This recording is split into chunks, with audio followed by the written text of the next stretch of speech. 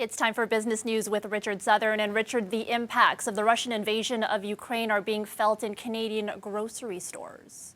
Yeah, we're still seeing it, Erica. Hello to you. Grocery store chains have been pulling Russian-made products off of store shelves. We've heard from all of the major grocers, and all say that they have been doing this. In the case of Loblaws, it says it's been removing Russian items and ensuring that they're not reordered. Metro says it stopped selling Russian-made products earlier this month, and Empire, the owner of Sobeys and Safeway, says it did away with Russian products starting in the early part of March. We're not talking about a huge amount of products here. In the case of Metro, it's about 12 items that it stopped selling. Of course, the decision follows a move by the provincial government here in Ontario to stop selling Russian-made vodka and beer at the LCBO. Erica. All right, and everyone's talking about that incident between Will Smith and Chris Rock at the Oscars last night. But There let's was put that an in... incident at the Oscars? I didn't hear about that. Oh, okay. Oh.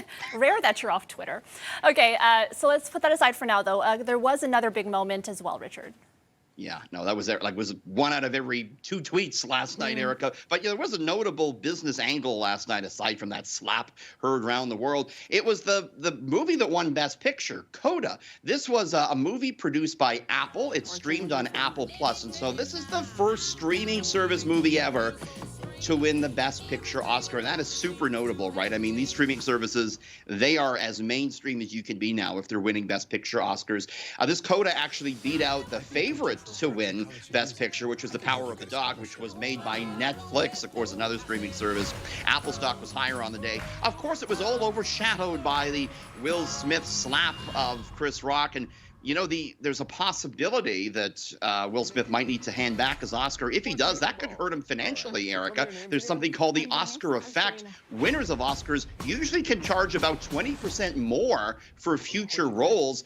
If he does have to give that Oscar back, that could hurt him financially. Our Karen Seelan's going to have more on this Will Smith, Chris Rock story coming up here on City News. Okay, and finally, it seems inevitable that the cost of borrowing money will go up, and it could happen soon, Richard.